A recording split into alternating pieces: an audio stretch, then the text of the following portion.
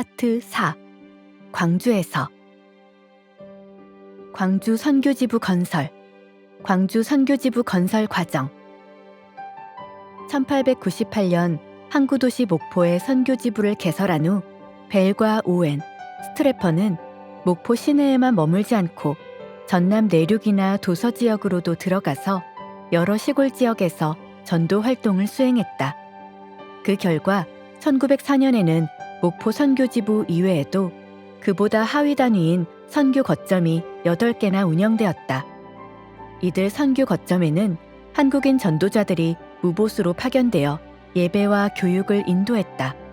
한국인 전도자 중 지원근 조사는 이 중 광주 인근의 6 선교 거점을 관리하고 있었는데, 이들이 전남 첫 교회인 영광 하나말교회, 나주 바다등교회, 무안 복길교회, 광주 인계교회, 광주 도둠교회, 장성 배치교회다. 1903년부터 전남 내륙에도 선교지부가 필요하다는 공감대가 형성되었다. 1904년 2월 목포에서 열린 선교사 회의에서 새로운 결정을 내렸다. 목포 이전에 선교지부 개척지로 낙점되었다가 실패한 나주 대신 전라남도의 새로운 중심도시로 부상하고 있던 광주에 새로운 선교지부를 개척하기로 한 것이다. 광주를 개척하는 임무도 목포의 베테랑 선교사 벨, 그리고 1903년 10월 안식년을 마치고 귀국한 후 의사직은 내려놓고 전적으로 전도자로서만 사역하기로 결심한 오웬에게 맡겨졌다. 목포에서 광주로 이동하기 전에 벨은 삶과 사역에서 새로운 에너지를 북돋우고 새로운 전환점을 마련해줄 새로운 반려자를 만났다. 1901년 4월 12일 로티가 사망한 후 홀로 된 그는 1904년 5월 10일 버지니아 출신의 마거릿 휘테커 불과 미국에서 재혼했다. 마거릿은 1899년 12월부터 군산에서 사역한 윌리엄 불의 누나이기도 하다. 마거릿은 남동생이 선교사로 활동하던 군산을 자원봉사차 잠시 찾았다가 홀로 된 벨을 소개받았다. 5월에 결혼한 부부는 9월에 한국으로 복귀하여 광주 선교지부 개척을 함께 준비했다. 미국에서 돌아온 가을부터 벨은 광주를 오가며 지부 개척에 필요한 땅을 매입하고 건물 건축을 감독했다. 목포의 김윤수 집사가 토지 매입과 주택 건축 과정에서 선교사들에게 큰 도움을 주었다.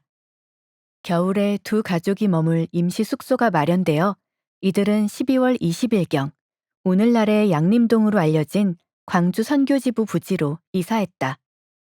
오웬의 부인 조지아나는 이때 배를 타고 영산강을 거슬러 나주 영산포를 거쳐 광주로 이주하는 경험에서 잉글랜드의 청교도들이 처음 뉴 잉글랜드의 플리머스 해변에 상륙하던 광경을 연상하며 후기를 남겼다. 선교사들이 자신들의 삶과 사역을 청교도 순례자들의 경험에 비유한 것이다. 당시 장면과 감정이 생생하게 표현되어 직접 인용해도 좋을 듯 싶다. 강을 거슬러 올라갈 때 강 양안은 경치가 장엄했고 날씨는 화창해서 새 집으로 가는 길이 모두 감사했다. 후에 바람과 파도가 좋지 않아 몇 사람은 뱃멀미를 해서 수백 년 전 뉴 잉글랜드 해변에 상륙한 사람들을 조금은 이해할 수 있는 느낌이었다. 12월 20일 이 지역의 항구인 영포에 도착하여 여자와 아이들은 광주까지 20마일을 가마를 타고 갔다. 지금은 기차로 2시간 걸리는 거리인데 그때는 목포에서 광주까지 이틀이 걸렸다. 12월 20일 광주에 입성한 이들은 크리스마스에 벨의 임시 숙소에서 선교사들과 한국인 기독교인 그리고 호기심에 찾아온 한국인이 연합한 첫 예배를 드렸다. 이것이 광주 교회의 시작이었다. 오늘날까지 남겨진 글이 거의 없는 마거릿 벨, 즉 유진 벨의 두 번째 부인이 광주 선교지부가 개설된 후 열린 첫 예배에 대해 남긴 소중한 글이 전해온다. 우리가 온 후의 첫 주일은 크리스마스였다. 11시까지 우리는 조사들과 그들의 가족들인 소수의 기독교인만 우리와 함께 예배하리라 예상했다. 그러나 11시가 되어 우리가 바깥을 내다보자 하얀 옷을 입은 형상들이 우리 집 방향으로 오면서 만들어진 긴 행렬이 보였다. 여분의 공간으로 쓸만한 꽤 큰 방 2개가 미닫이 종이문으로 구분되어 있었기에 이 공간은 한국어 예배에 아주 잘 어울렸다. 그래서 우리는 여성들을 한 방에 초대하고 남성들은 다른 방에 들였다. 벨이 문 앞에 서서 그들에게 메시지를 전했다. 땅에는 평화, 사람에게는 선한 뜻. 우리는 그 자리에 그날 처음으로 진리의 일부를 받아들인 이교도 200명 정도가 있었다고 생각한다. 물론 그들은 호기심 때문에 왔지 예수 교리를 배우러 온 것은 아니었다. 그들은 며칠 전에 많은 상자와 꾸러미가 집 안으로 들어오는 것을 보았으므로 이 호기심을 유발하는 외국인들이 가져온 것이 뭔지 처음으로 볼 기회의 가능성이 있었다. 아직 여기에는 모임 장소가 없으므로 우리는 주일마다 대문을 열어둔다. 폭풍 치는 날 몇 차례를 제외하고는 매번 사람이 가득 찼다. 들어올 수 없는 사람들은 창문 옆 현관이나 마당에 서 있었다. 청중은 늘 변한다. 뿌린 씨 일부는 돌밭에, 일부는 길가에 떨어지겠지만 우리는 일부가 옥토에 떨어져서 하나님의 때에 싹이 나고 자라서 수백 배 열매를 맺기를 기도한다. 이렇게 미약하게 시작되었지만 마거리벨의 기도는 응답을 받은 것 같다. 시작한 지 6년 만에 교인 수는 500명이 넘었고 대부분이 한국인 교인들의 헌금으로 건축된 예배당은 수용 인원을 늘리기 위해 1910년까지 3번이나 증축되었다. 마거릿의 증언을 다시 들어보자. 우리는 지난 크리스마스에 우리 지부가 세워진 지 6년차 기념일을 축하했다. 오웬 부부와 벨 부부가 6년 전 지부를 열었을 때에는 조사들과 그들의 가족들, 요리사 한 사람 외에 기독교인은 한 사람도 없었다. 우리의 수고와 기도는 풍성하게 보상받아서 교회 건물은 3차례 증축되었고 회중은 거의 500명에 이르므로 우리는 마음으로부터 모든 복이 흘러나오는 통로이신 하나님을 찬양하라 라고 말할 수 있다. 현재 편안한 집에 사는 6 선교사 가정이 있으며 가까운 미래에 새로운 선교사들이 오리라는 전망이 있다. 필요가 많고 오래도록 열망한 병원 건물이 마침내 건축되기 시작했고 여학교와 여성 선교사들의 집도 작업 중이라 다 완공되면 우리는 더 잘할 수 있으리라 생각한다. 시험을 치렀는데 35명이 세례를 받고 70명 이상 학습을 받았다. 이로써 세례받은 교인이 100명이 넘게 되었다. 모든 좋은 선물을 주시는 분께 우리가 감사할 이유가 있다고 생각지 않는가? 초기 한국인 기독교인 이야기.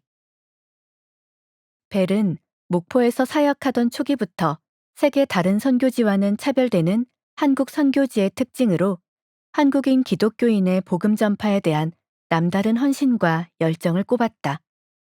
광주로 이동한 후에도 그는 한국인 헌신자들의 수고를 크게 평가하며 자전하고 자치하는 한국인 지도자 양성을 자신의 사역의 핵심으로 꼽았다. 1906년 연례회의에 제출한 광주 선교지부에 대한 개인 보고서에서 그는 자신이 맡은 구역에서 세례받은 신자 수 163명, 지난 9개월 동안 세례받은 신자 수 77명, 지난 9개월간 학습받은 신자 수 235명, 등록된 총 학습교인 수 323명, 교회 출석자 수 1730명이라고 보고한다. 전적으로 한국인의 헌금으로 세워진 교회당 수가 7개라는 것도 주목할 만하다. 전도하기 위해 세워진 광주와 근교의 정규 설교소가 1905년 13개에서 1년 만에 29개로 16개나 늘었다고 보고한다. 처음으로 기독교인이 집단으로 조직된 행정구역도 내신화되었다. 당시 한국인 사역자는 총 10명이었는데 이 중 8명의 사례가 전적으로 한국인이 부담한 것이고 선교회가 주는 돈을 받는 사역자는 2명뿐이었다. 벨은 광주 지역의 이런 기독교 성장의 원인은 거의 전적으로 한국인 기독교인들의 열정과 헌신, 자립 및 자치 노력의 결과라며 그 공을 한국인에게 돌린다. 현지 사역자들은 자신의 도움과 지시를 아주 조금 받았을 뿐이라 실제로 그들이 한 일과 성취에 비하면 벨 자신의 노력은 아주 미미하다는 것이다. 여기서 벨은 다시 네비우스 선교 정책에 대한 확신을 피력한다. 현지인 스스로의 노력과 수고를 통해서 교회를 세우는 것만큼 효율적인 선교 방식이 없다고 확신한다. 이는 이런 한국인 사역자들이 정기적으로 모여 양육받는 훈련이 필요하다는 판단으로 연결된다. 벨은 이들을 한 달 혹은 두 달 간격으로 광주에 소집하여 회의, 공부, 기도를 하는 일종의 지도자 성경학교를 만들어 사역자들에게 훈련받고 공부하고 성장할 수 있는 기회를 제공했다. 급속한 성장. 개척 후 1년 반 정도 지난 1906년 6월을 기준으로 광주 선교지부에는 지부 전체를 관장하는 벨 부부와 오웬 부부가 순회 전도와 교회 개척을 책임졌고 여기에 1903년에 한국에 온 프레스턴 부부, 1904년에 입국해 한국어 공부 중인 조셉 놀란 의사가 상주했다. 스트래퍼가 안식년 중이었기에 엘라 그레이엄이 1907년 11월에 여성 선교사로서 광주에 합류했다. 프레스턴은 주로 벨과 오웬을 보조하다 1907년 안식년을 맞아 떠났고 나머지 선교사들은 모두 한국어를 거의 구사하지 못하는 신참이라 벨과 오웬 두 사람이 여전히 과도한 책임을 떠맡았다. 벨은 광주 선교지부의 대표자이자 광주교회의 담임 목사로서 선교지부 전체를 관리하고 감독했다. 거기에 본연의 전도자 책무로서 광주를 포함해 전남 남부 및 서부의 순회구역을 모두 맡아 수시로 순회 전도하며 지역 공동체를 돌보았다. 의사로서 의료를 책임져야 했지만 동시에 목사이기도 했던 오웬은 자신의 주요 사명이 의료보다는 전도라 믿었던 열정적인 인물이었다. 따라서 아예 의료 사역을 내려놓고 그 역시 벨이 맡은 지역 이외에 전남 거의 모든 구역을 맡아 광주, 화순, 나주, 장흥, 보성, 벌교, 나간, 능주, 남평, 영암, 광양, 구례, 순천 등 전남 동부와 남부 지역으로 순회구역을 확장해 나갔다. 짝 잃은 쌍두마차, 오웬의 비극. 교회는 급속히 성장했다. 광주 지부 개설 후 5년간 전남 내륙 예배처소는 77개 이상, 세례 신자 수는 1,500명을 넘어섰다. 그러나 이런 엄청난 성장의 대가는 가혹했다. 광주 지부라는 쌍두마차를 이끈 듬직한 두 말 중 하나이자 튼튼한 두 기둥 중 하나였던 오웬이 1909년 3월 말에 과로로 허약해진 몸을 이끌고 남부지방 순회에 나섰다가 폐렴에 걸려 4월 3일 사망한 것이다. 광주에서 남쪽으로 79마일 떨어진 지역을 순회하고 있던 그는 토요일에 심한 고열과 오한 증상을 겪었는데 전문 의료 인력이 없어 이틀간 방에서 신음했다. 월요일에 한국인들이 그를 가마에 실어 시골 면소재지로 데려가 여인숙에서 며칠을 보내고 다시 가마로 이동하여 목요일에 광주에 도착했다. 1905년 11월 광주에 진료소를 처음 열었던 조셉 놀런 의사가 1907년에 사임하자 그를 대신해 1907년부터 광주지부 의료를 책임진 의사 로버트 윌슨이 오웬을 3일간 치료했다. 그러나 차도가 없자 목포의 선임 의사인 윌리 포사이스에게 도움을 요청했다. 그러나 포사이스가 도착하기도 전에 오웬은 운명하고 말았다. 아내와 어린 셋 딸, 그리고 한 달 후에 태어날 막내딸을 남겨두고 세상을 떠난 것이다. 이는 광주지부뿐 아니라 남장로의 한국 선교회 전체에 엄청난 충격이자 손실이었으므로 선교회는 7월에 군산에서 열린 연례회의에서 공식 추모사를 발표하고 회의록에 실었다. 당시 추모사는 광주에서 벨과 오웬과 함께 활동하다가 1907년 안식년 기간 중 남장로회 교단의 평신도 선교운동을 통해 모금한 자금과 새로 충원된 신임 선교사들로 목포 지부를 재건한 존 프레스턴이 맡았다. 아마 목포와 광주에서 함께했던 동료 선후배 선교사 오웬과 프레스턴의 관계는 각별했던 것 같다. 오웬 사망 직후 본국 교단에 처음 부고를 알린 이도, 남장로의 선교 잡지에 이 소식을 기고한 이도, 연례 회의록에 공식 추도문을 기고한 이도 역시 프레스턴이었다. 추도문의 내용 중에 오웬이 얼마나 열과 성을 다해 헌신적으로, 심지어는 가족과 함께하는 시간마저도 가질 수 없을 만치 시골 방방곡곡에 복음을 전하기 위해 수고했는지 알려주는 다음 대목은 아마도 그 당시 이 글을 읽고 듣는 모든 이들의 심금을 울리고 실제로 눈물을 훔치게 만들었을 것이다. 1903년 10월, 사업과 건강 때문에 필요했던 1년간의 휴가를 마친 후 한국으로 돌아왔을 때 그는 전도 사역에 전적으로 헌신하기로 결심하였습니다.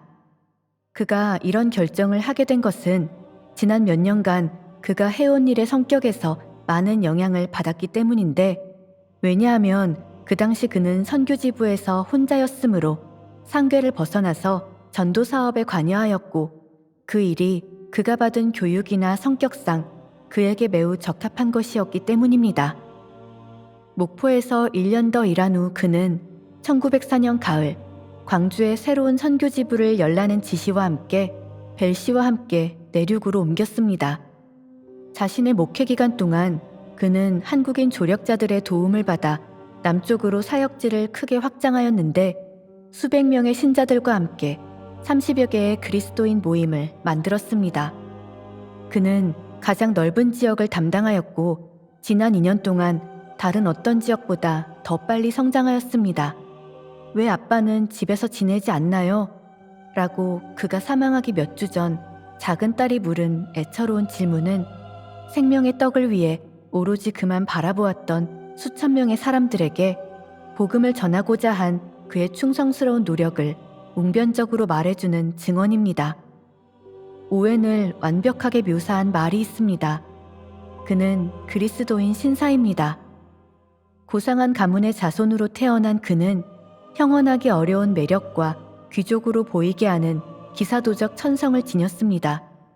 그는 다정한 남편이며 아버지였고 충실한 친구였으며 인정 많은 지도자였습니다. 유년 시절부터 그의 종교적인 성향과 기질은 두드러졌습니다. 세 가지 특징이 눈에 띄게 두드러졌습니다.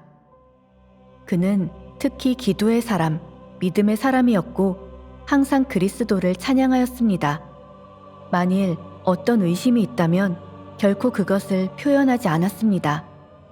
그와 함께 순회 여행을 하는 것은 특권이자 감동이었습니다.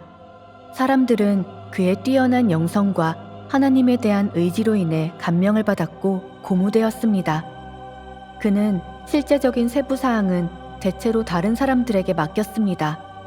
그러나 그는 자신에게 주어진 어떤 책임도 회피하지 않았습니다.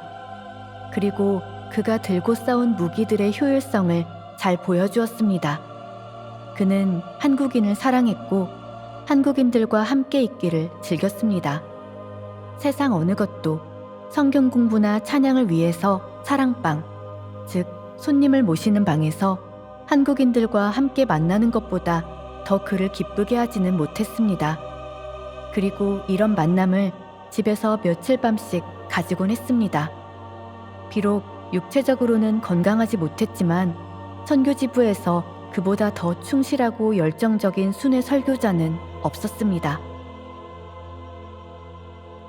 공식 추도문 작성자는 오웬의 후계자 프레스턴이었지만 목포와 광주를 함께 개척한 동역자로서 오웬과 가장 많은 시간을 보낸 이는 유진벨이었다. 아내와 자녀들을 제외하고는 가장 절친하고 가장 신뢰할 만한 동역자를 잃은 벨이 가장 큰 상실감을 느꼈을 것이다. 프레스턴보다 조금 늦기는 했지만 그 역시 남장로의 선교 잡지 10월호에 오웬과 그의 사역을 추모하는 글을 기고했다. 자신과 함께 쌍두마차를 이끈 다른 한 마리 말이었던 오웬에 대해 감정을 억누르며 담담히 회고한 그의 글은 오웬의 큰 수고와 업적, 열매, 헌신에 초점을 맞추어 그가 얼마나 신실한 일꾼이었는지 독자들에게 알려준다. 벨에 의하면 사망 당시까지 오웬은 광주의 남부와 남서부 순회구역을 맡았다. 오웬이 얼마나 헌신적인 사역자였는지는 그해 7월 군산에서 열린 선교회 연례회의에 제출한 그의 개인 보고서를 통해서도 확인할 수 있다. 오웬이 맡은 구역은 신앙을 고백하는 신실한 기독교인의 정규 모임이 35에서 40개나 될 정도로 성장이 빨랐다. 사망 이전 1년간 오웬이 세례를 준 한국 기독교인은 200명, 학습을 받은 이는 430명에 달했다. 그가 맡은 구역은 전도자가 최소 3시나 넷은 필요할 정도로 광대했는데도 그는 온몸의 에너지를 소진할 수밖에 없는 장기 여행을 수없이 다니며 온 지역을 순회했다. 오웬은 성품이 보수적이고 겸손해서 자신의 구역이 얼마나 빨리 성장하고 있는지, 얼마나 일이 많은지를 선교지부 다른 구성원들에게 거의 말하지 않았다. 오웬이 사망한 직후 벨과 프레스턴이 그가 맡았던 구역의 일부로 순회 여행을 떠난 일이 있는데 두 사람은 그 지역의 풍성한 영적 상태를 보고 깜짝 놀랐다. 탁월하게 준비된 한국인 조사와 지도자들이 맡은 지역을 잘 담당하고 있었다. 새로운 선교지부로 선택될 전망이 있는 순천에서도 이미 상당한 규모의 모임이 진행되고 있기에 새 지부 개설이 당장 필요해 보였다. 아마도 벨은 오웬이 남겨준 가장 큰 유산이 순천을 비롯한 전라남도 동남부 지역의 기독교인들과 그들의 모임이라고 인식한 것 같다. 즉, 오웬이 죽음으로써 뿌린 씨앗이 새로운 순천 선교지부의 탄생이라는 열매가 되리라는 것이 벨이 믿음의 눈으로 바라본 오웬의 죽음의 의미였다. 그래서 벨은 오웬의 자리를 이어받을 믿음의 후손을 요청하며 글을 마무리한다. 기록이 없어서 우리는 오웬 의사의 구역에 대한 정확한 확인이 불가능하다. 그는 놀라울 정도로 기운차게 성장하고 있던 사역을 이어가던 와중에 하나님의 부름을 받았다. 우리는 그 이유를 알 수 없지만 절대 실수하지 않으시는 그분을 신뢰함으로 이것이 최선이었음을 안다. 오웬 의사처럼 그토록 잘 준비되고 성공적으로 사역에 임했던 이가 왜 부름을 받아갔는지 이유를 알지 못함에도 불구하고 우리는 하나님께서 이 중요하고 전망이 밝은 사역을 모국 교회에서 와서 대신할 사람을 부르시고 계시다는 사실을 확신한다. 이 부르심에 응답할 이는 누구인가? 광주 선교지부 재편. 오웬이 사망한 직후 광주 선교지부가 어떻게 재편되었는지는 그해 7월 군산에서 열린 연례회의 회의록에서 확인할 수 있다. 벨 목사 부부, 프레스턴 목사 부부, 윌슨 의사 부부, 남편을 잃은 여의사 오웬, 독신 여선교사 엘라 그레이엄과 베스 녹스, 로버트 코이트 목사 부부가 광주지부 소속 선교사들이었다. 오웬이 맡았던 구역은 프레스턴이 계승하고 새로 한국에 와서 한국어를 익히고 있던 코이트가 벨과 프레스턴을 보조하는 것이 전도 영역의 구조였다. 오웬이 의료 선교에 참여하지 않기로 하면서 광주의 의료 분야를 책임진 이는 놀란 선교사였으나 그가 1907년에 사임하면서 윌슨이 그를 대신했다. 오웬의 부인은 남편을 잃고 어린 아이들을 키워야 했기에 다른 일에 거의 집중할 수 없었지만 한국을 떠나지 않고 여의사로서의 역할을 어느 정도 지속한 것 같다. 여성 선교사 그레이엄과 녹스는 남녀가 유별한 한국 문화에서 여성 사역을 책임진 동시에 앞으로 진행될 여학교 사역을 책임지는 교육 선교사들이었다. 광주의 삼각형 혹은 사각형 선교 구조에 대해서는 나중에 좀 더 자세히 다루겠지만 우선 이 시기에 엘라 그레이엄이 여자아이들을 모아 복음과 학문을 가르친 것이 광주 수피아 여학교의 시작이라는 점은 미리 언급해도 좋겠다. 평양신학교 교수. 벨은 광주로 이동한 지 3년 차가 된 1907년부터 평양 장로회 신학교 교수로 출강하기 시작해 1925년 사망 직전인 1923년까지 꾸준히 과목을 맡아 가르쳤다. 한국 장로회 목회자 양성교육은 1901년 평양의 북장로회 선교사 세뮤얼 마페트가 한국인 사역자 여러 명에게 신학과 성경을 가르치면서 시작되었다.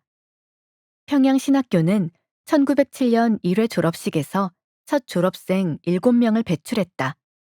그해 가을 9월 17일에 이들 7명을 첫 목사로 안수하면서 한국에서 첫 안수를 받은 목회자들이 등장했다.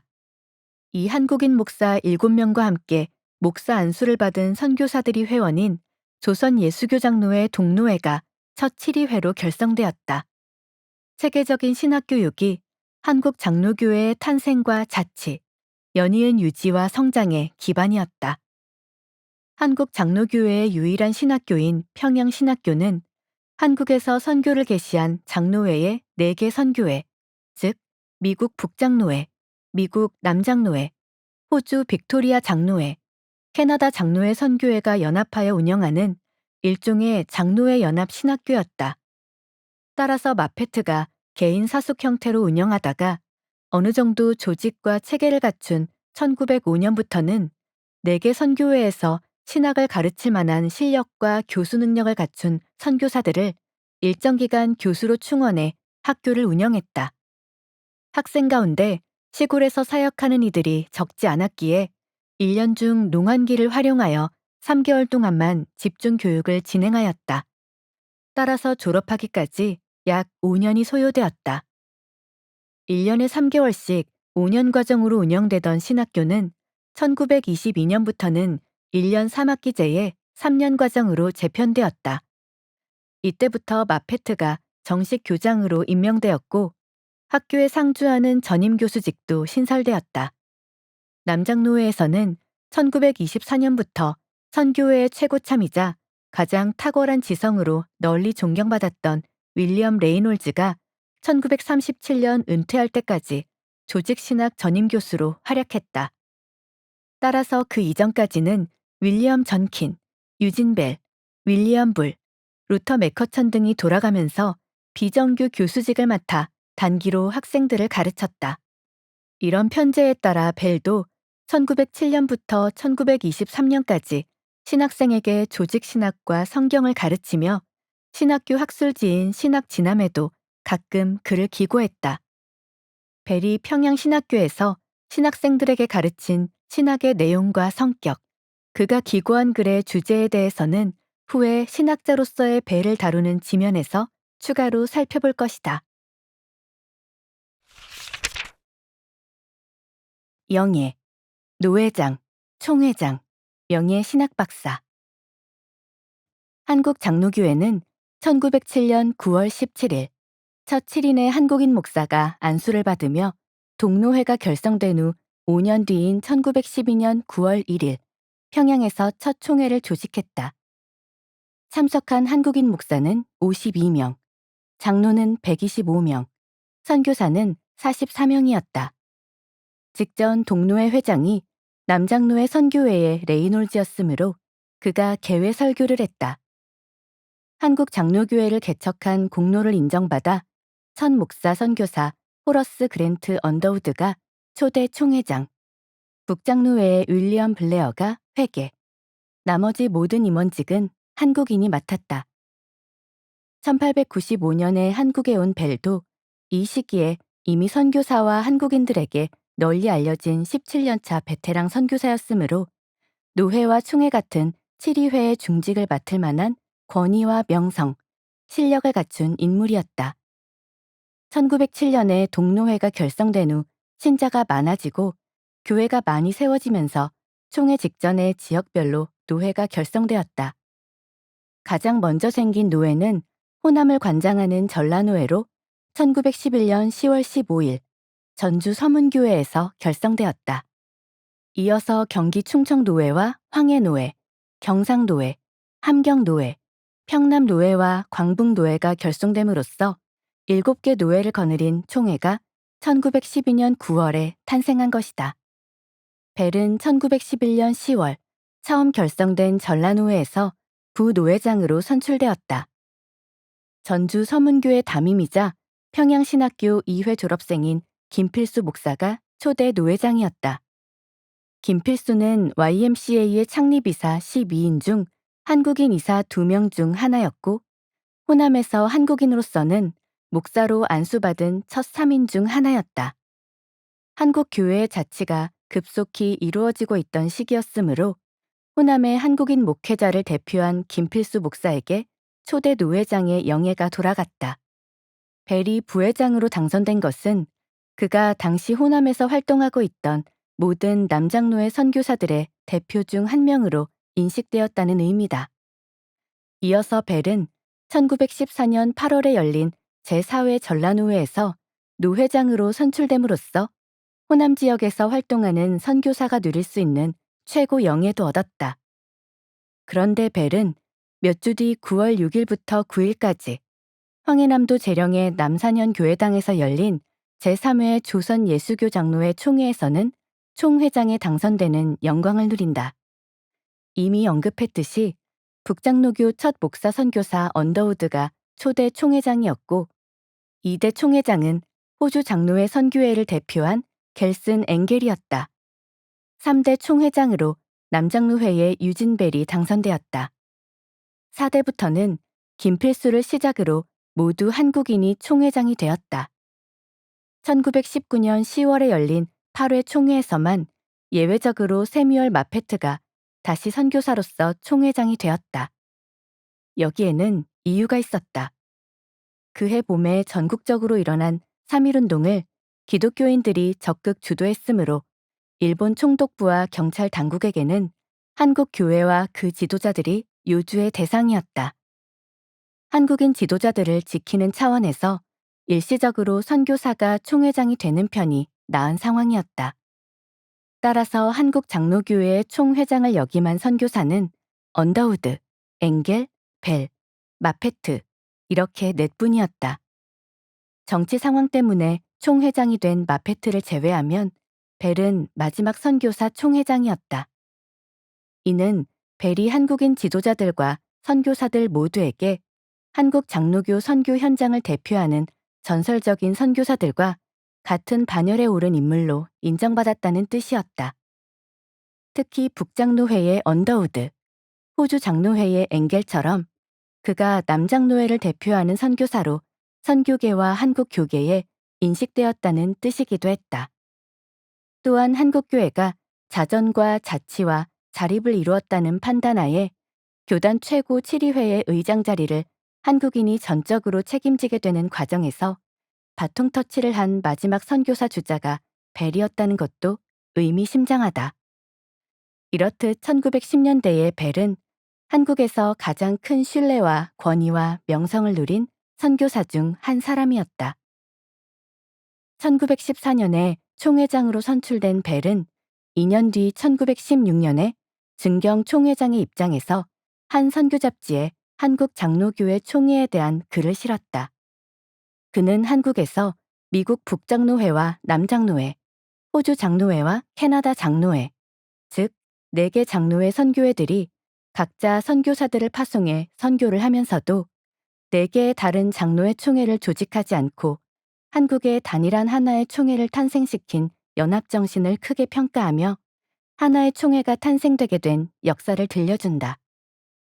호남의 남장로회 선교회도, 이 선교회에 속한 선교사들이 개척한 호남의 장로교회들도, 그렇게 해서 탄생한 평양신학교와 조선 예수교 장로회 노회 및 총회도 모두 이 역사의 일부이므로 여기에 자세히 서술할 필요가 있다. 특히 한국 선교지를 대표하는 장로회 선교사 중 한 명이자 남장로교 선교사로는 유일하게 총회장을 역임한 벨의 평가인 만큼 이는 남장로회 선교사들의 입장을 전반적으로 대변한다고 할 만하다.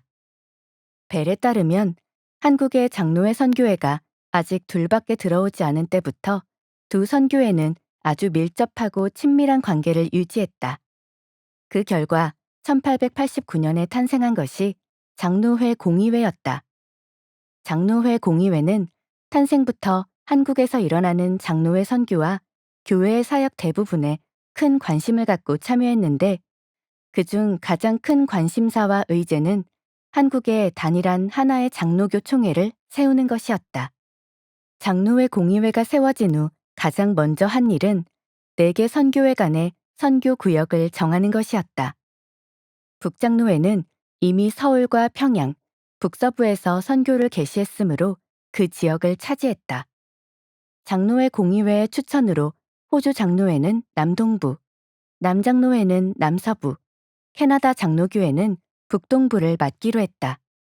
교회 정치와 관련해서는 각 선교회나 선교사가 학습과 세례 후보자를 심사하고 7일을 시행할 권리를 주장하지 않고 이 모든 절차를 중앙공의회에 위임했다. 한국인 장로회가 세워지기 전에는 선교회의 각 지역별로 3명에서 4명으로 구성된 위원회를 꾸려서 그들이 성례를 집행하고 7일을 시행하도록 했다. 공의회는 1901년부터 평양의 연합장로회 신학교를 조직하고 운영하기 시작했다. 5년 과정의 신학교 공부를 마친 7명이 안수를 받으며 전국에 하나의 한국 노회가 결성되었다. 4개 장로회 선교회의 모국교회의 승인하에 안수를 받은 목사 선교사들은 모국교회의 회원 자격을 유지하면서 동시에 한국 노회의 온전한 회원권도 갖게 되었다. 동로회의 규모가 커지자 총회가 결성되면서 산하 노회는 7개로 분할되어 1916년까지 이어졌다. 어떤 선교회나 선교사도 독자적으로 행동하지 않고 이들 한국 노회와 총회의 권위에 따른다. 이런 식으로 한국교회는 갈등 없이 연합과 조화 속에서 조직되었다.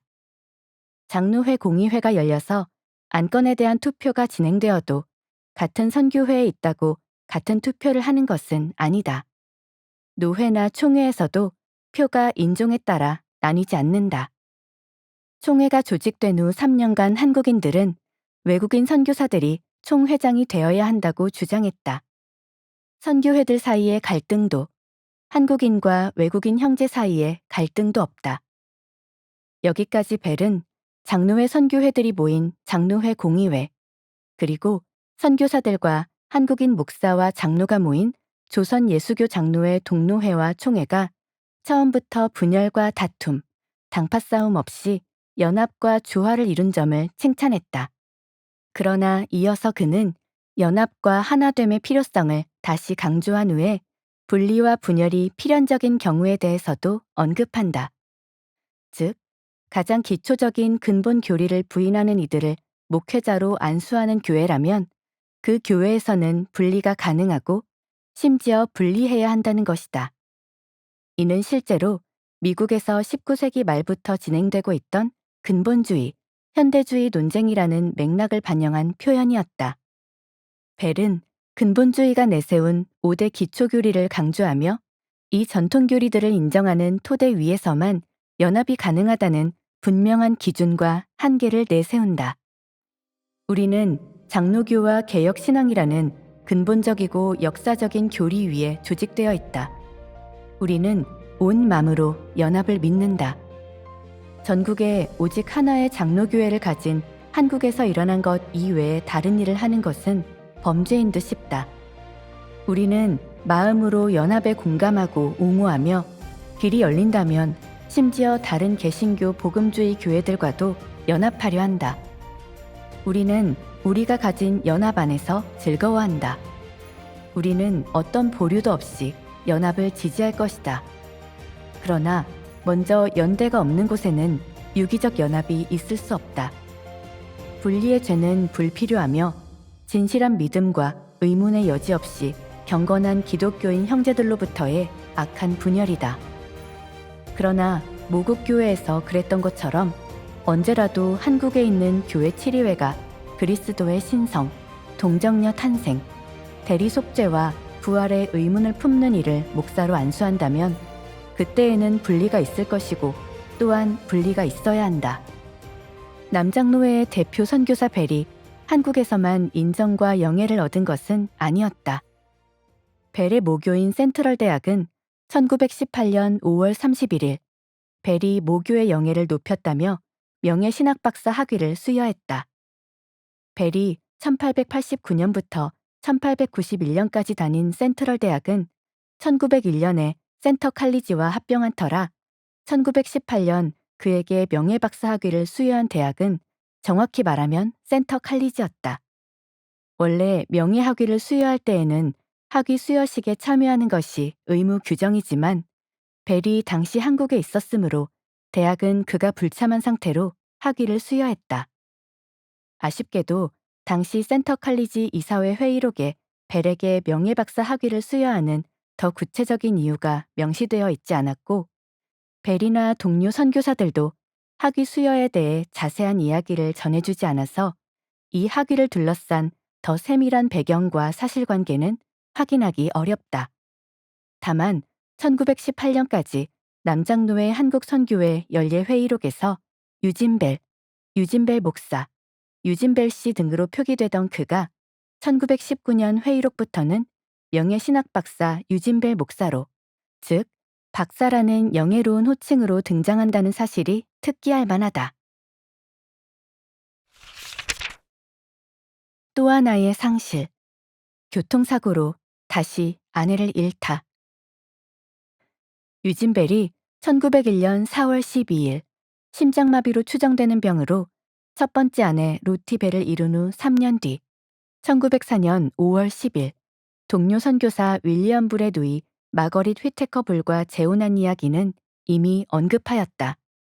한 남성이 젊은 나이에 아내를 떠나보내는 것도 감당하기 어려운데 유진은 젊은 나이에 험난한 선교지에서 동고동락한 반려자를 2번이나 잃는 큰 슬픔을 겪었다. 이는 배우자와 자녀들을 질병이나 사고로 잃은 경험이 낯설지 않았던 19세기 말과 20세기 초 선교사들에게도 드문 극도의 비극이었다. 한국에서 3.1운동이 일어난 지 3주쯤 지난 1919년 3월 21일 미국 남장로회 해외 선교 실행위원회를 관할하던 상임총무 에그버트 스미스 박사가 남장로회 한국 선교회를 방문했다. 스미스는 원래 미국 남부의 여러 지역에서 목회하다가 1911년에 해외 선교 실행위원회에 합류한 후 이듬해에 상임총무로 임명되어 1932년까지 이 직책을 담당한 인물이다. 상임총무로 있는 동안 그는 아프리카, 중동의 서남아시아, 남아메리카, 동아시아 등 여러 선교지를 방문했는데 1919년에는 동아시아 지역을 순회하던 중에 한국을 찾았다. 다음 날 스미스 박사가 참석한 서울 회의에는 광주의 유진벨과 아내 마거릿 벨, 로버트 녹스, 목포의 폴 세키 크레인도 참여했다. 일정이 다 끝난 3월 26일, 네 선교사는 유진벨이 새로 구입한 자동차로 서울에서 호남으로 이동하고 있었다. 그러나 서울에서 남쪽으로 대략 30마일 정도 떨어진 병점의 철도 건널목에서 유진이 운전하던 자동차가 북쪽으로 향하던 특급 열차와 충돌하는 사고가 일어났다. 이 사고로 뒷좌석에 앉아있던 마거릿 벨과 폴 크레인이 즉사했고 앞자리에 있던 벨과 로버트 녹스는 부상을 입었다. 벨은 차 밖으로 튕겨나갔고 녹스는 눈을 다쳤다고 알려졌다. 이 사고로 운전자 벨은 아내와 동료를 죽였다는 죄목으로 재판까지 받았으나 고의가 아니었으므로 무죄 선고를 받았다. 참고로 이 사건에 대해 기록한 여러 한국 문헌은 이들 선교사들이 제암리 학살 사건을 취재하러 갔다가 사고를 당했다고 기록하고 있다. 3.1운동의 연장선상에서 화성 제암리의 기독교인들이 일으킨 제암리 만세운동 사건의 주동자들을 일제가 복수하며 처단하는 과정에서 제암리 감리교회의 교인들을 가두고 총칼로 죽인 뒤 교회에 불을 지른 사건이 제암리 학살 사건이다. 제암리 만세운동은 3월 31일부터 진행되었고 학살 사건은 4월 15일에 일어났다. 그러나 선교사들이 사망하고 다친 이 교통사고는 3월 26일에 벌어졌다. 두 사건 사이에는 약 3주간의 차이가 있다. 선교사들은 제암리 사건이 일어나기 훨씬 전에 사고를 당했다. 더구나 사건이 일어난 병점은 오늘날의 경기도 화성시 진안동 병점동에 위치하고 제암리는 같은 화성시의 향남읍에 속한다. 병점은 제암리에서 북동쪽으로 약 22km 떨어져 있다. 이들은 서울에 갔다가 광주로 남하하던 중에 병점역 근교 건널목에서 사고를 당했다. 더 남쪽에 있는 제암리에서 더 북쪽에 있는 병점으로 북상한 것이 아니었다.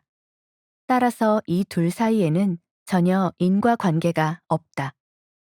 사고 후인 3월 29일 광주에서 열린 선교회 임시위원회는 남편을 비참한 사고로 잃은 폴 크레인 부인에게 위로를 전하며 미국으로 복귀하도록 허락하고 필요 경비를 선교회에서 부담한다는 결의안을 통과시켰다.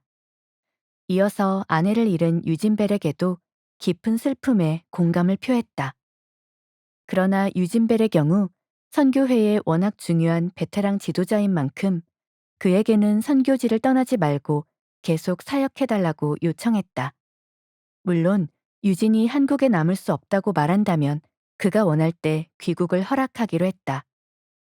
이어서 녹스가 크게 다치지 않아서 사역을 지속할 수 있음에 감사하고 빠른 회복을 위해 기도하기로 했다.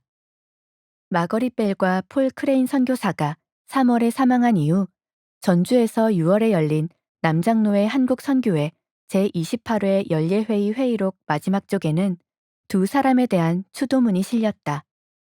폴 크레인에 대한 추도문은 목포 선교지부에서 동료로 지내던 존 세뮤얼 니스벳이 썼다. 마거릿 벨에 대한 광주 선교지부의 공식 추도문은 광주 선교지부 내에 살면서 남편 외조와 자녀 양육에 집중한 기혼 여성 선교사의 아픔과 고뇌를 평소에 함께 나누었던 녹스 부인이 썼다. 기혼 여성 선교사로서 여러 아이까지 키워야 하는 선교사 부인들은 남편이 사역을 잘할 수 있도록 건강을 챙기고 자녀 양육에 집중하느라 정작 선교사로 파견받은 자신들은 선교 활동에 직접 투입되지 못하는 경우가 많았다. 따라서 이들은 자신의 정체성이 선교사인지 부인인지 자주 혼돈을 느꼈다. 늘 빛나고 눈에 띄는 자리에 서 있는 남편 뒤에 숨은 그림자처럼 자신을 누군가의 아내 혹은 누군가의 엄마로서 규정해야 하는 경우가 적지 않았다. 마거릿 불 벨도 자기 이름 그대로가 아니라 한국 선교 현장의 빛나는 별과 같은 유진벨 선교사의 두 번째 아내이자 전북지방의 고참 베테랑 선교사 윌리엄 해리슨의 누이로 사람들에게 알려지고 기억되었다. 따라서 같은 광주 선교지부에서 이런 선교사 부인의 정체성 혼란과 한계를 늘 공유하며 함께 동고동락한 녹스 부인의 추모사는 아내와 엄마를 떠나보내고 남은 남편과 아이들, 친구를 잃은 동료들의 마음에 더 큰 공감을 주고 그들의 마음을 울렸을 것이다. 당시 선교사들이 느꼈던 당혹감과 공감을 독자들도 생생하게 느낄 수 있도록 또한 당시 선교사 사회가 동료의 죽음을 추모하는 글의 형식을 엿볼 수 있도록 여기에 녹스 부인이 쓴 추모사 전문을 소개한다. 유진벨 부인의 죽음에 대하여 광주 선교지부가 채택한 결의안. 3월 26일에 일어난 비극적인 자동차 사고로 우리 선교지부와 선교회는 우리의 사랑하는 친구 유진벨의 부인을 잃었습니다. 이런 섭리의 역사를 우리는 도무지 이해할 수가 없습니다. 이는 사역자로서도 개인적인 친구로서도 우리가 그녀 없이 일을 해나갈 수 있으리라고는 도무지 생각하기 어렵기 때문입니다. 그러나 우리는 그분께서 행하시는 모든 일이 그녀를 위한 최선이자 우리의 성화, 그분의 영광을 이루기 위해 이루어진 것이라는 확신으로 평안을 누리며 사랑을 베푸시는 모든 지혜의 하나님 앞에서 순종합니다. 벨 부인은 1873년 11월 26일 노포크에서 태어났습니다. 노포크에서 사립학교를 다닌 후 유럽을 여행하며 교육을 마쳤습니다. 그녀는 선교사가 되기에 최적의 사람이었는데 이는 부드럽고 남을 돕기 좋아하는 성품 때문이기도 하고 교양 넘치고 신실한 장로교 가정에서 자라며 기독교적인 탁월한 훈련을 받았기 때문이기도 합니다. 이 가정에서는 활동적인 기독교 사역자 셋을 배출했습니다. 지금은 고인이 되었지만 펜실베이니아주 스크랜턴의 한 대형 장로교회의 목사였던 그리핀 불 목사와 한국 선교회의 윌리엄 포드 불 목사, 그리고 벨 부인입니다. 1903년에 그녀는 어머니와 함께 군산에 있던 남동생을 찾아왔습니다. 이때 우리 선교회의 유진벨 박사님을 만난 후 1904년 5월 10일에 노포크에서 벨 박사님과 결혼을 했습니다. 한국으로 돌아온 벨 부인은 빠르게 한국말을 익히며 사역에 적극 참여하였고 하늘의 부르심을 받을 때까지 열매 맺는 사역을 계속했습니다. 우리 선교회는 벨 부인이 별세하면서 사역에서 엄청난 손실을 겪었으며 특히 광주 선교지부는 부인의 효율적인 사역이 가슴 아리도록 그리울 것입니다. 벨 부인은 선교지부의 모든 사역에 지대한 관심을 보였기에 공동체가 기울인 모든 노력에 공감 어린 도움과 지혜로운 조언을 전할 수 있었습니다. 벨 부인은 연례 여성 성경 수업과 학교, 주일학교, 수피아 여학교 산업부와 연계하여 한국인을 대상으로 사역하는 일에 특히 적극적이었으며 많은 열매를 맺었습니다. 그녀가 엄청난 부드러움과 인내로 도와주었던 한국인 여성과 소녀 다수가 이 신실한 친구를 슬퍼하며 그리워할 겁니다. 그러나 그녀가 한 일보다 그녀가 살았던 삶이 훨씬 더 우리와 한국인 한 사람 한 사람에게는 기독교인 여성이 내내 본받아야 할 모범으로 빛날 것입니다. 아마도 우리가 가슴에 가장 깊이 품을 벨 부인에 대한 기억은 그녀의 겸손하고 사랑 많고 부드러운 성품과 남을 돕는 일에 자기 삶을 바칠 때에는 자아를 완전히 잊어버리는 태도일 것입니다. 한결같이 좋은 성품을 지닌 벨 여사는 이상적인 선교사이자 선교지에서 살았던 가장 선한 영혼 중 한 사람일 것입니다. 따라서 다음과 같이 결의합니다. 첫째, 우리는 벨 부인이 우리와 함께 보낸 시간으로 인해 그녀가 우리에게 전해준 영감으로 인해 하나님께 감사드리기로 결의합니다. 둘째, 우리는 슬픔에 빠져 있는 그녀의 가족에게 우리의 가장 깊은 공감을 전하고 우리가 그들을 위해 기도하고 있다는 사실을 확실하게 전하기로 결의합니다. 광주 선교지부를 대신하여 로버트 녹스 부인 씀. 귀국, 사몬, 복귀. 1904년 5월 10일에 결혼한 유진벨과 마거릿 휘테커 불 벨 사이에는 결혼 후 7년째인 1911년 7월 2일에 태어나 7개월 만인 1912년 2월 24일에 사망한 아들 홀랜드 스코트 벨이 있었다. 벨 부부는 1912년 5월 1일 안식년을 떠나도 좋다는 허락을 받고 1913년 여름 광주로 복귀했다. 1914년 3월 15일에는 둘째 아들 윌리엄 포드 벨이 광주에서 태어났다. 마거릿 벨이 1919년 3월 26일 사고로 목숨을 잃었을 때 아들 윌리엄은 막 5살을 넘어선 어린 아이였다.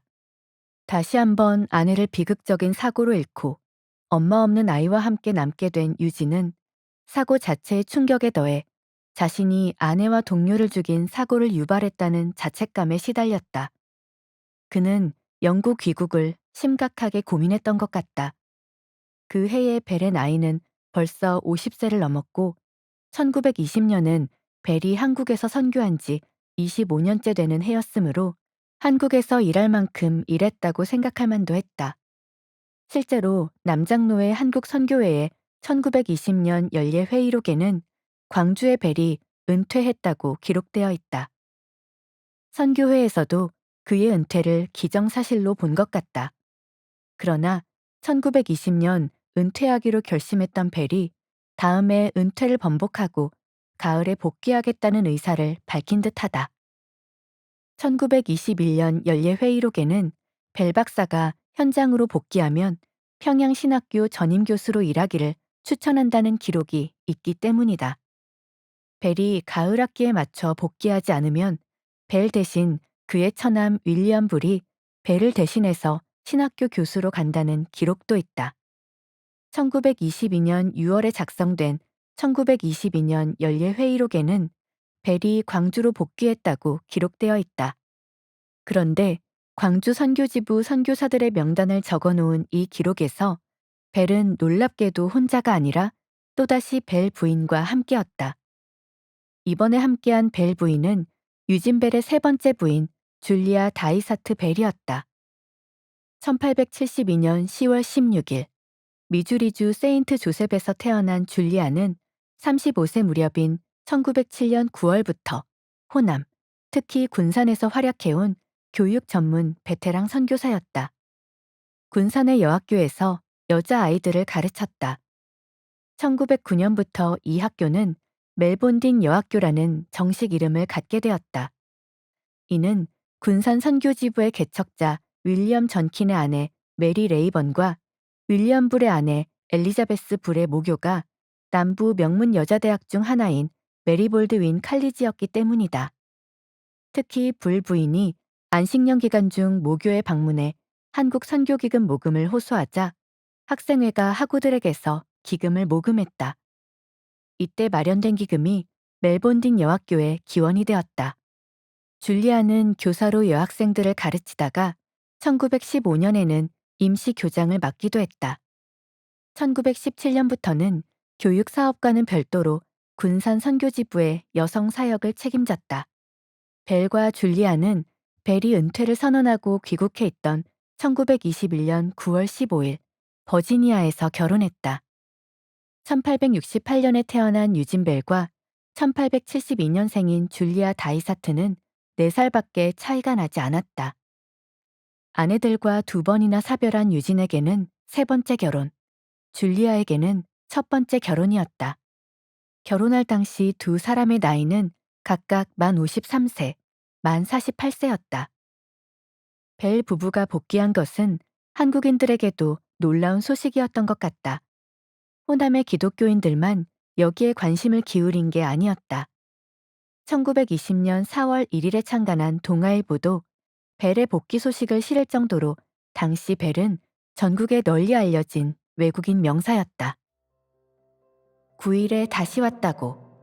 일측이 조선 교육계에 공헌이 적지 않은 미국인 고 원두우 박사가 조선에 온 지 얼마 되지 아니하야 그 뒤를 따라 조선에 와서 선교 사업을 하는 동시에 구한국 정부의 참의라는 직임을 가지고 한국 정사를 의론하는 자리에 참여하였으며 삼작년 3월에 경성의 독립만세 운동이 일어났을 때에 그 광경을 사진 박혀가지고 자가용 자동차로 경성을 떠나 광주를 향하여 자가 운전수가 되어 나려오던 중 떡점거리에서 기차와 충돌되어 같이 탔던 자기의 아내와 서양인 선교사 한 사람은 즉사하고 그 후 바로 선교 25주년 기념으로 자기 나라에 돌아갔던 배유지라는 미국인 선교사는 지난 9일에 다시 조선으로 나와 자기의 선교대이던 광주로 돌아왔다는데 광주 남북야 소교회 신도와 숭일학교 각 독리 주일학교 생도 등 수백인의 환영이 있었다더라.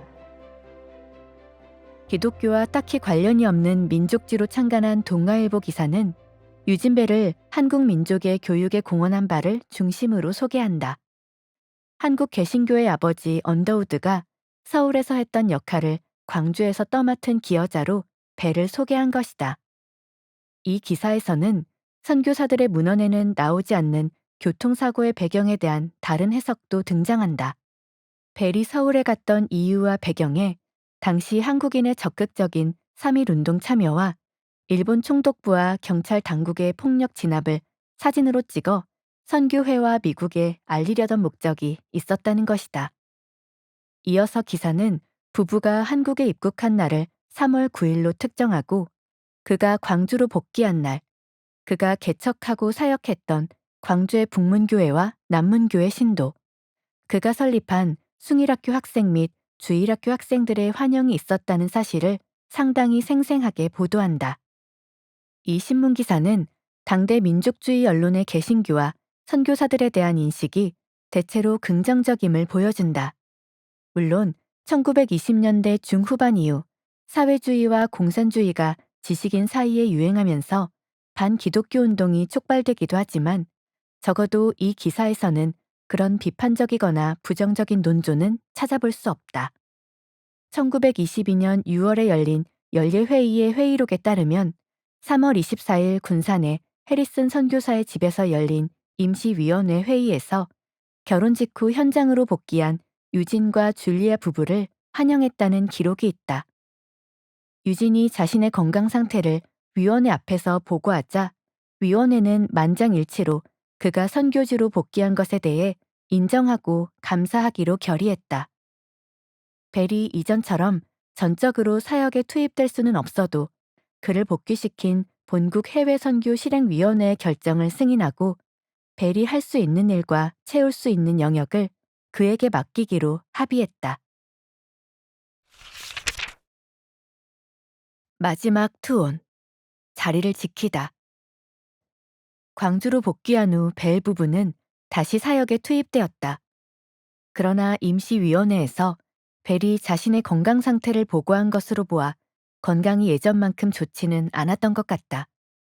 병점에서 당했던 교통사고 당시 차 밖으로 튕겨나가며 다친 부위의 후유증도 있었을 것이다. 유진 벨은 평양신학교에서 이듬해 1923년까지 강의를 맡았다. 지역교회 봉사와 순회도 지속했지만 이전에 오웬과 둘이 양분하여 드넓은 전남 전역을 관할하며 쉬지 않고 순회 여행을 떠나던 상황과는 많이 달랐다.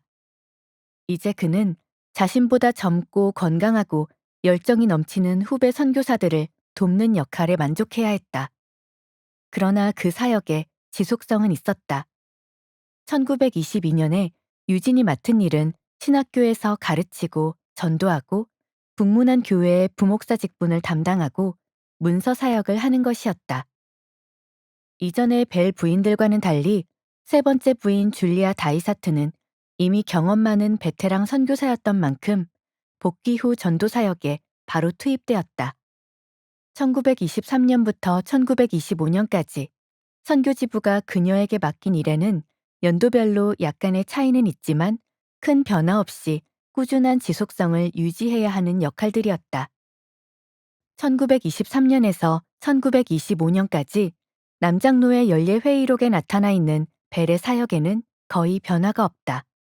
1923년 평양신학교에서 일시적으로 가르친 것을 제외하면 그는 계속 광주에 머물면서 북문박교회 부목사 또는 협동목사로 한국인 담임의 사역을 보좌했다.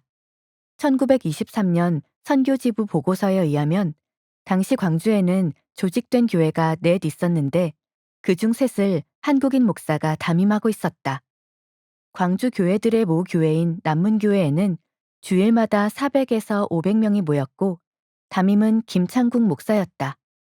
북문교회는 개척된 지 3년밖에 되지 않았는데도 매주 300명 이상이 모이며 성장하는 교회였다.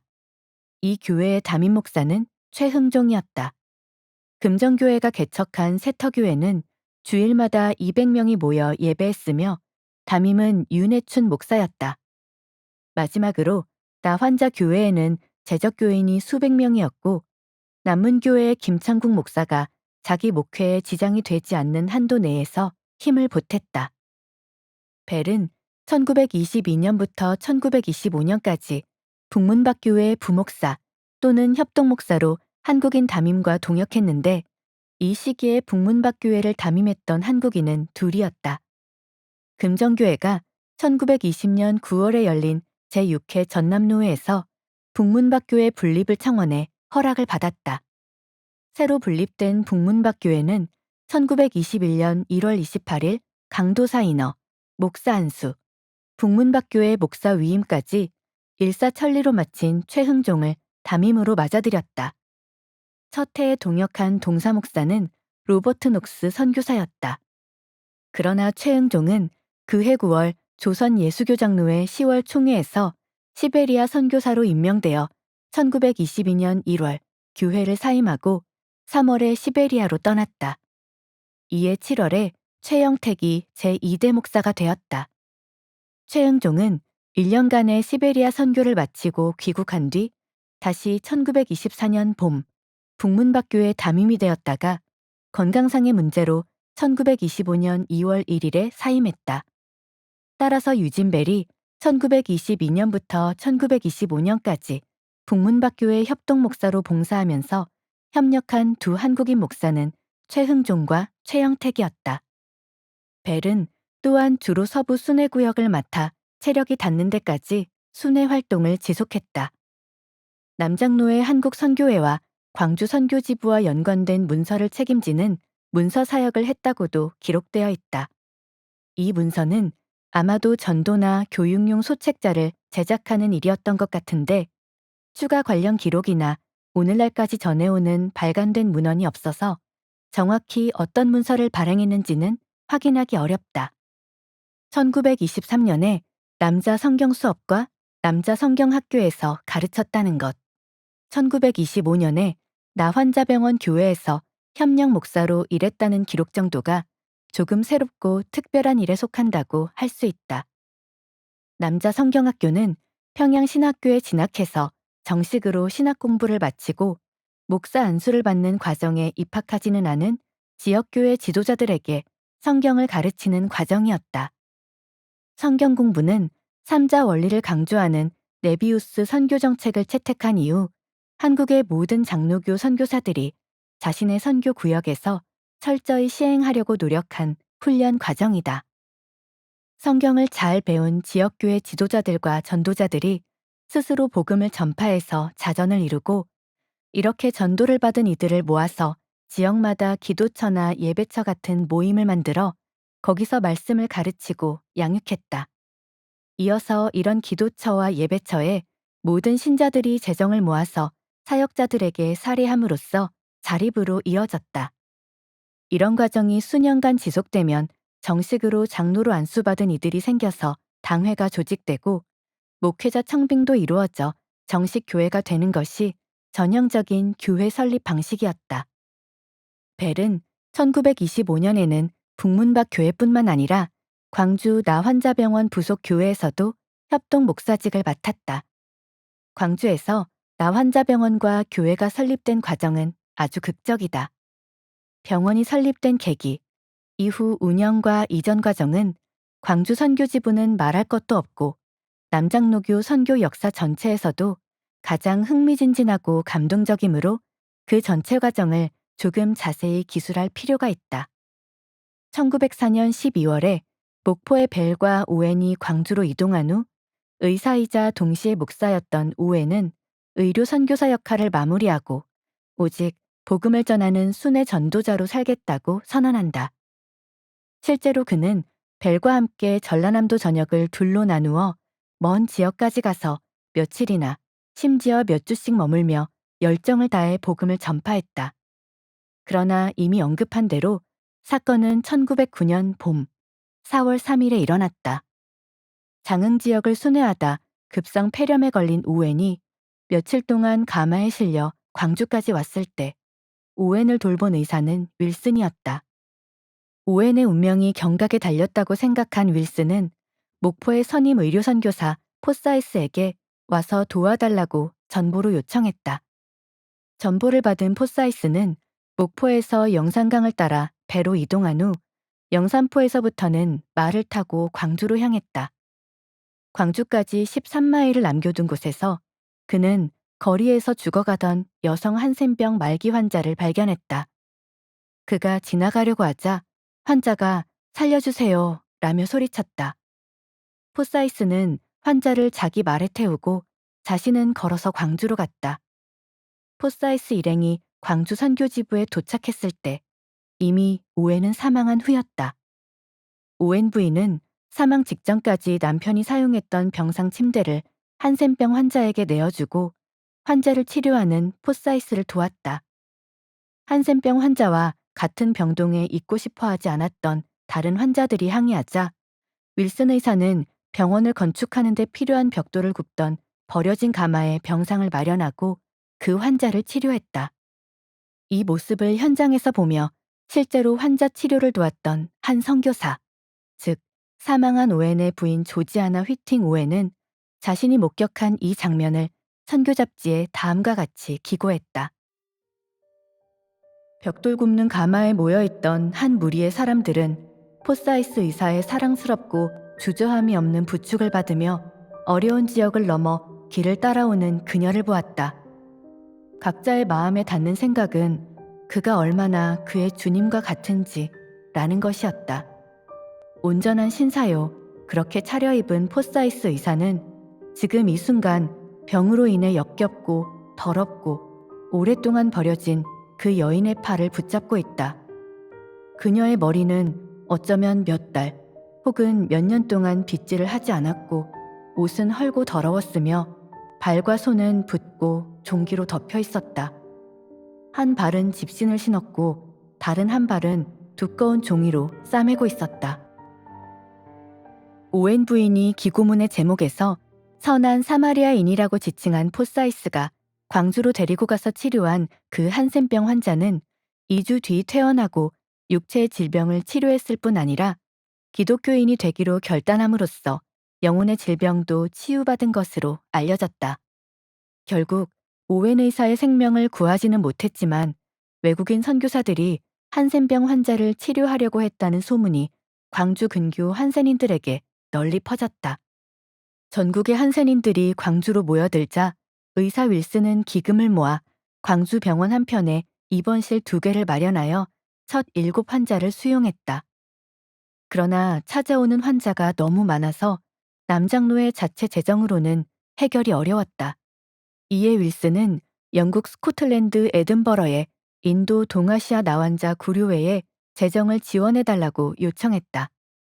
이에 구료회가 $2,000를 지원하자 윌슨과 광주 선교지부는 1911년 4월 나병원 설립을 결의했다. 같은 해 11월 광주 봉선리에 병원 건물을 짓고 나병원 운영을 시작했다. 나병원이 정식 개원하자 환자가 몰려들기 시작했다. 처음에 45명이었다가 1920년대 초에는 600명으로 늘었다. 광주의 기독교 선교병원에서 나 환자를 치료하고 있는데 재정적으로 어려움이 많다는 소식을 들은 조선 총독부는 1923년 보조금 17,300원을 지원했다. 심지어 일본 황후도 개인적으로 상당액을 매년 기부했다. 선교 병원이었으므로 치료와 함께 전도도 동반되었다. 1913년 무렵 입원 환자 60명 중 42명이 신자가 되자 윌슨은 나병원 안에 따로 교회를 세웠다. 환자들이 일반인들과 함께 예배를 드리기는 어려웠기 때문이다. 1910년 한국에 온 존 탈미지 선교사가 나병원 교회의 첫 목사로 임명되었다. 그러나 나병원 주변에 너무 많은 한센인이 몰려 있어서 감염을 두려워한 이웃 주민들이 강하게 반발하자 총독부는 무안에 있던 국유지로 나병원을 옮기라고 선교회에 요구했다. 그러나 선교회는 그 지역이 접근이 너무 어려운 오지라는 이유로 거부하고 오늘날의 여수 율촌면 신풍리 일대에서 적절한 부지를 발견해 1926년에 매입하였다. 이것이 오늘날 널리 알려진 여수 애양원의 기원이다. 1925년은 아직 여수로 나병원이 이전하기 전이었으므로 협동목사 벨은 광주에서 환자들을 위한 예배와 전도 사역을 수행한 것 같다. 결론적으로 3번째 결혼을 하고 다시 광주로 복귀한 벨은 이전만큼 적극적으로 사역의 최전선에 나서지는 않았다.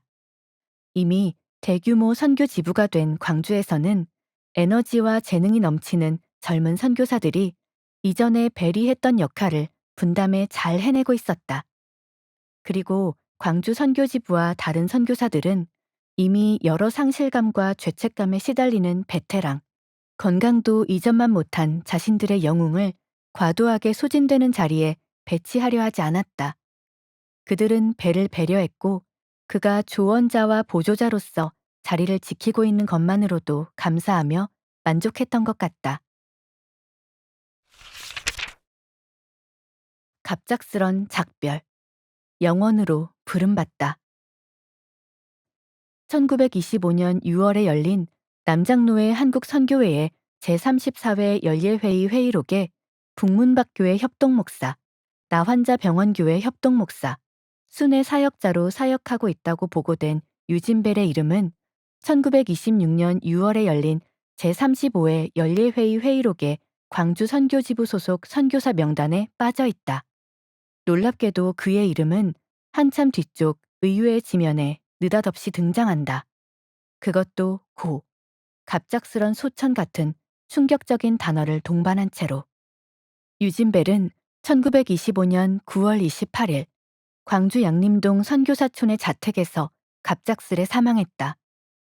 당시 상황을 구체적으로 알려주는 유진벨과 아내 줄리아 벨, 자녀들의 개인 편지들을 현재 구할 수 없으므로 죽음의 원인이 무엇인지, 병명이 무엇이었는지는 정확히 알 수 없다.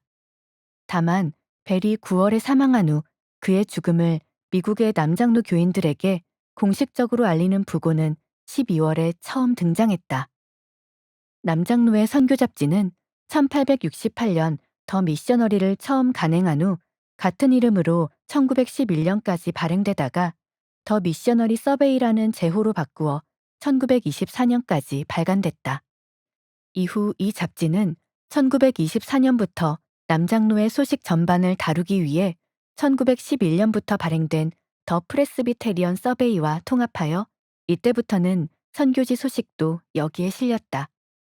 벨은 1925년 9월에 사망했으므로 그의 부고는 더 프레스비테리언 서베이를 통해 공개되었다. 벨의 부고가 처음 실린 더 프레스비테리언 서베이의 1925년 12월호 기사는 간략하다. 한국 광주의 유진벨 목사가 9월 28일에 사망했다는 사실을 우리는 크게 슬퍼하며 알립니다. 그의 유족과 동료 선교사들에게 우리 마음 깊은 곳에 공감을 보냅니다. 은혜의 하나님께서 쓰라린 시험의 시기에 있는 그분들에게 위안과 평안을 주시기를 바랍니다. 12월호에서 예고한 대로 유진벨의 생애와 사역에 대한 스케치는 바로 다음 호인 1926년 1월호에 실렸는데 이는 남장로의 한국선교회의 공식 추모 결의문이었다. 남장로의 한국선교회의 공식 추모 결의문은 1926년 1월 더 프레스비테리언 서베이에 최초 등장하며 비슷한 내용이지만 조금 다른 서문과 문구를 넣어 1926년 6월에 열린 한국선교회의 연례회의록에도 실렸다. 벨이 1925년 6월에 열린 연례회의 3개월 후에 사망했으므로 이듬해 6월에 열릴 1926년 연례회의까지는 아직 9개월이 남은 상태였다. 따라서 1926년 6월 연례회의록에 공식 추도문을 싣기 전 1월에 미리 1차로 미국과 해외의 남장로회 교인 전체를 대상으로 발간되는 잡지에 벨의 죽음을 알리고 추모하는 장문의 추도문을 싣기로 합의한 것 같다. 1월호 더 프레스비테리언 서베이에 실린 추도 결의문의 전문은 다음과 같다. 유진벨 목사, 박사의 죽음에 대한 한국 선교회의 결의안. 1925년 9월 28일 남장로의 한국 선교회 전원은 우리의 친구이자 동역자인 유진벨 박사님의 갑작스런 소천으로 충격을 받았습니다. 그는 1895년 봄 한국에 온 전라남도의 개척 선교사였으며 이 땅에서 30년 동안 지치지 않는 수고로 하나님 나라 사역을 감당했습니다. 벨 박사님은 목포의 전라남도의 첫 선교지부를 개척했으며 광주 선교지부를 개척하는 데에도 주도적인 역할을 담당했습니다. 광주 제일장로교회의 설립자였고 수년간 담임 목사였습니다. 소년학교와 소녀학교도 설립했고 많은 교회가 시작된 넓은 시골 지역을 25년 이상이나 관리했습니다. 벨 박사님은 다른 선교회들과의 연합 사업에도 많이 참여했기 때문에 그의 관심과 영향력은 우리 선교회의 영역을 뛰어넘었습니다. 벨 박사님은 오래도록 평양의 연합장로회 신학교에서 학생들을 가르쳤고 조선 장로회 총회의 총회장이 되는 영예를 얻었던 7 선교사 중 한 분이셨습니다. 1920년에 박사님은 켄터키의 센터 칼리지에서 영예 신학박사 학위를 받았습니다. 벨 박사님은 진정한 선교사 정치가였습니다. 무슨 일을 맡든지 지도자였으며 그의 사역은 언제나 건설적이었습니다. 조언은 지혜롭고 통찰은 탁월하며 우정은 진실하고 믿음은 충실했으며 주님의 일에는 열정적이었습니다. 따라서 다음과 같이 결의합니다. 첫째, 비록 우리가 친구, 조언자, 동료의 죽음으로 만회할 수 없는 손실을 입었음에도 불구하고 그토록 현명한 대가 같은 건설자와 오랫동안 협력해서 일할 수 있었음을 감사히 인정하며 우리 주님의 뜻에 맡깁니다.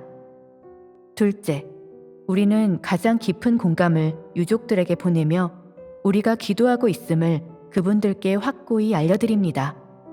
셋째, 이 결의문의 사본을 우리 선교회 회의록에도 싣기로 또한 우리 남장로회 교단 신문들에도 보내기로 결의합니다.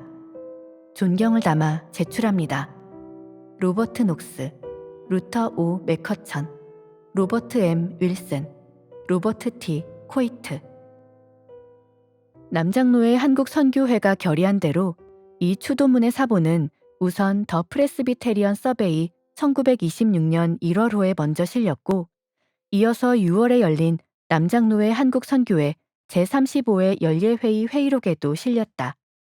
사본은 원전과 같은 내용을 복사 혹은 복제한 판본을 의미하지만 두 추도문은 완전히 똑같지는 않다.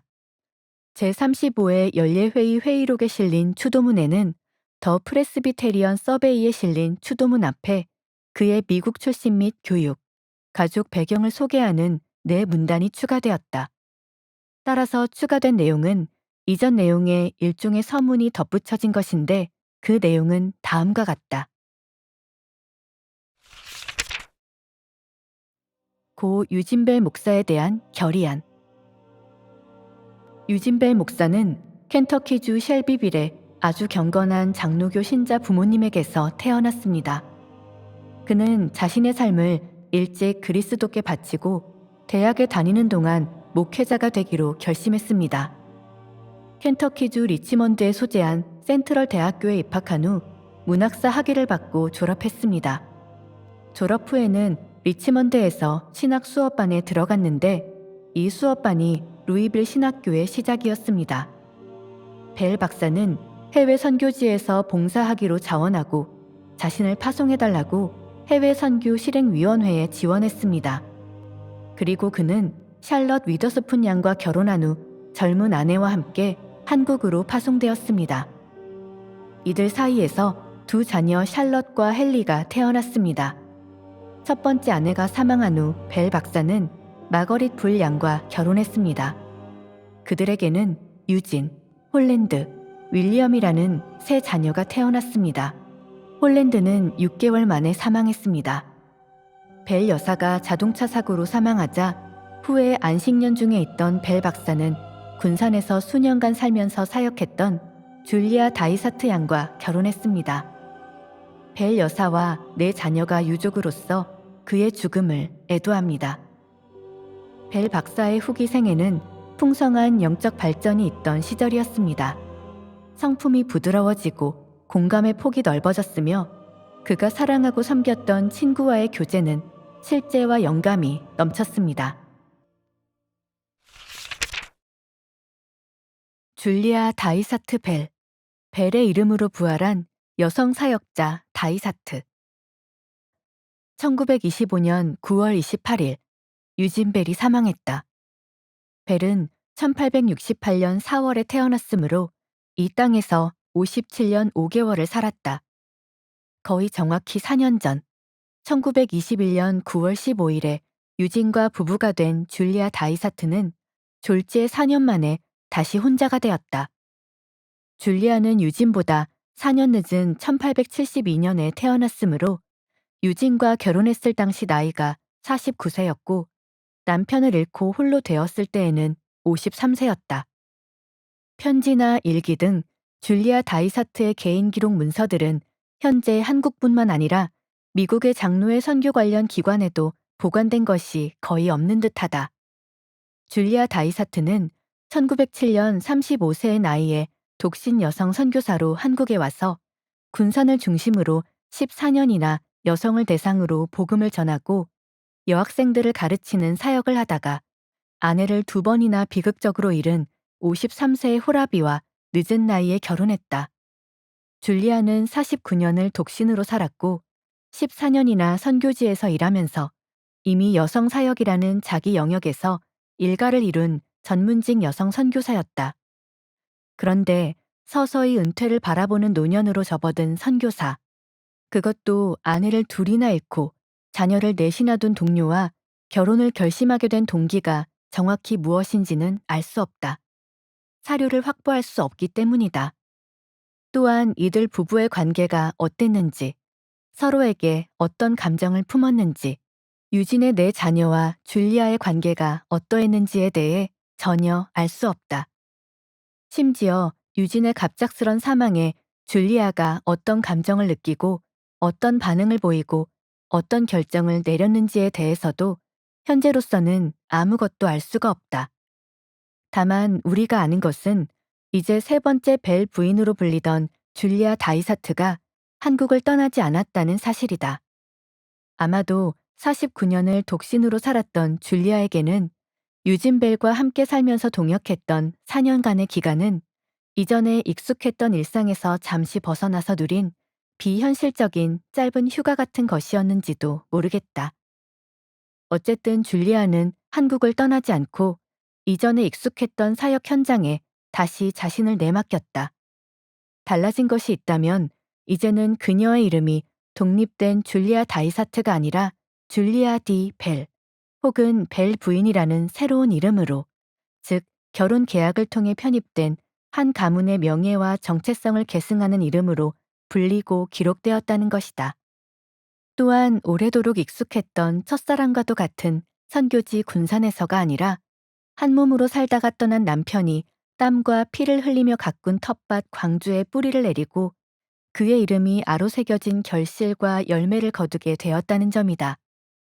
유진벨이 고인으로서 추모의 대상으로 기록되어 있는 1926년 6월 연례회의록에 줄리아는 오히려 산자로서 마치 생명의 에너지를 다시 부여받아 부활한 존재인 것 같은 느낌을 준다.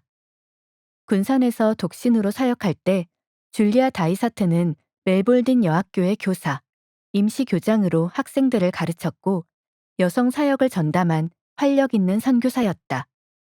그러나 유진벨과 결혼한 4년 동안 그녀는 광주 선교지부를 대표하는 베테랑 남성 지도자의 아내로서 주로 그를 돌보며 간헐적으로 여성 사역을 담당하는 역할만을 했다. 이미 살펴본 1922년에서 1925년 유진벨 부부가 맡은 사역 내용에서도 알 수 있듯 안식년 복귀 후 줄리아가 광주에서 4년간 맡은 것은 그저 단순히 지역 전도 사역이었다.